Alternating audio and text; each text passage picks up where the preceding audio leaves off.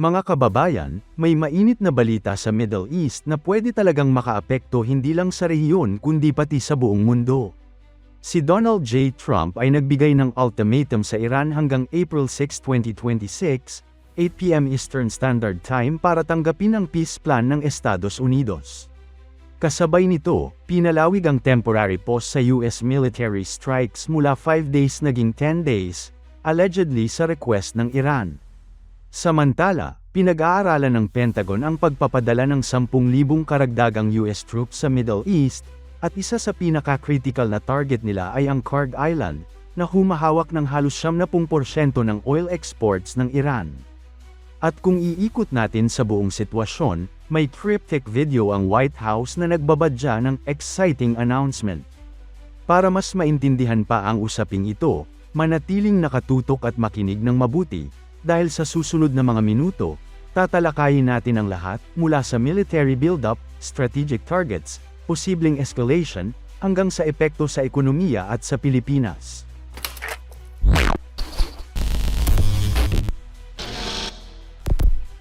Ayon sa Wall Street Journal, kahit pinalawig ang pause sa US strikes mula 5 days naging 10 days, hindi pa humihingi ng extension ng Iran at wala pa rin silang final response sa 15-point peace plan ng US. Ang 15-point plan ay isinama ni Trump bilang huling diplomatic effort para wakasan ang conflict ng hindi nagiging full-scale war.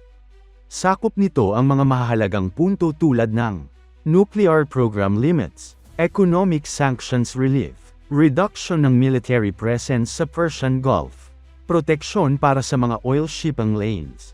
Ngunit ayon sa mga media tours, may malaking tensyon sa mga detalye, lalo na sa nuclear demands ng Iran at sa kanilang access sa regional ports. Kaya habang nag-e-extend ang pause, pwede pa rin itong mauwi sa escalation kung hindi pumayag ang Iran. Ang sitwasyon ngayon ay critical. Kahit may extension, wala pang kasiguraduhan kung papayag ba ang Iran. Kung hindi, pwede itong magdala sa escalation ng military strikes, o worst-case scenario, full-scale invasion. Habang umiinit ang tensyon, naglabas ng cryptic video ang White House na may emoji na SHHH. Kapag pinatugtog sa reverse, lumabas ang mensahe, exciting announcement tomorrow. Maraming analysts ang nagsasabi na pwede itong maging military announcement o maaaring breakthrough sa diplomacy. Pero sa ngayon, speculation pa rin ito. Kaya importante na bantayan natin ang bawat development. Isa sa pinakaseryosong development ay ang planong pagpapadala ng 10,000 karagdagang US troops sa Middle East, ayon sa Axios at Wall Street Journal. Kasama sa deployment, combat troops mula sa iba't ibang units kaysa sa mga naunang na-deploy. Armored vehicles, logistics trucks, at iba pang ground support. Posibleng fighter jet squadrons at libu-libong additional personnel. Naval support, including carrier strike groups para sa air cover. Ayon sa senior defense officials, hindi lang defensive ang galaw, malinaw na naghahanda ang US para sa mas malaking operasyon. Karagdagang reinforcements ay pwede dumating sa susunod na araw at linggo, depende sa development ng diplomacy. Decision sa deployment ay inaasahang ma-finalize sa susunod na linggo. Ang deployment ay malinaw na senyales na seryoso ang US sa posibilidad ng ground operation sa Iran.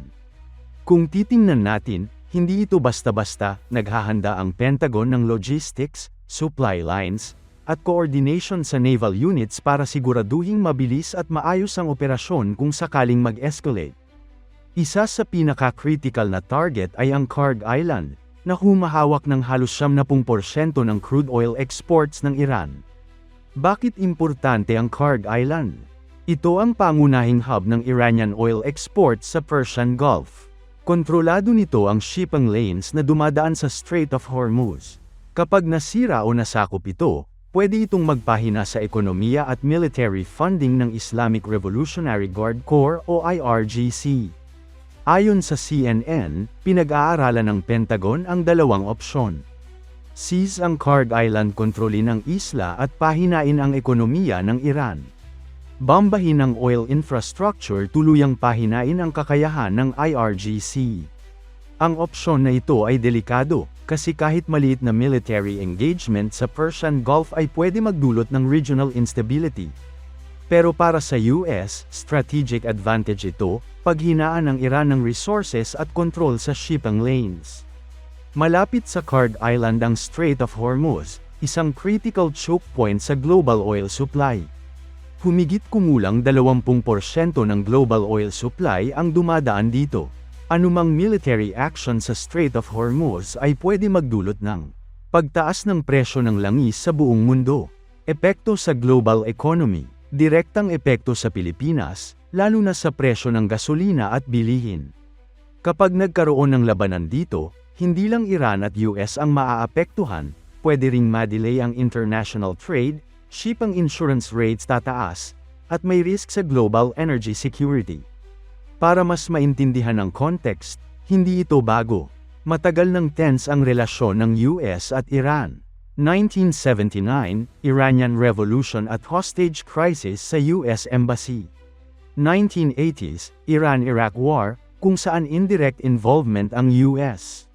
2000s, nuclear program disputes, sanctions, at targeted strikes. 2020s, drone attacks, military skirmishes, at sanctions escalation. Kaya ang current situation ay parang culmination ng decades-long tension, kung saan diplomacy at military options parehong pinipilit ng dalawang bansa. Tatlong senaryo ang nakikita habang papalapit ang deadline. Diplomacy success. Papayag ang Iran sa deal. US hihinto sa escalation. Peace talks pwede mag-extend sa regional stability. Limited strikes. Targeted strikes sa oil facilities o military infrastructure. Iran pwede mag-retaliate sa limited scale. Regional tension tataas pero hindi pa full-scale war. Full-scale escalation. Ground invasion, seizure ng strategic targets tulad ng Kard Island. Naval blockade o bombing sa Persian Gulf. Mas malawak na conflict, potential global oil price spike. Bawat senaryo ay may malalim na epekto hindi lang sa Middle East kundi pati sa buong mundo, at sa Pilipinas, lalo na sa ekonomiya, presyo ng langis, at security. Kung mag-escalate ang conflict, global oil prices pwede tumaas ng $10, $20 per barrel. Energy importers tulad ng Pilipinas ang maapektuhan agad. Inflation pwede tumaas dahil sa fuel-dependent transport at goods. Trade routes pwede ma-delay, lalo na sa Asia-Pacific. Sa ngayon, nasa critical na punto ang global tension. May deadline na si Trump, may malalaking military deployment, at may strategic target na pwede magpabagsak sa ekonomiya at militar ng Iran. Ang tanong, diplomacy ba ang mananaig o tuluyang lalala ang sitwasyon? Para mas maintindihan pa ang usaping ito, manatiling nakatutok at makinig ng mabuti. Ang mga susunod na araw bago ang April 6 ay posibleng magbago ng lahat sa international landscape, at mahalaga na alam natin ang posibleng epekto nito sa rehiyon at sa Pilipinas. Kung gusto ninyong ma-update sa ganitong critical global defense issues, siguraduhin na nakasubscribe at naka-notify para sa susunod na video.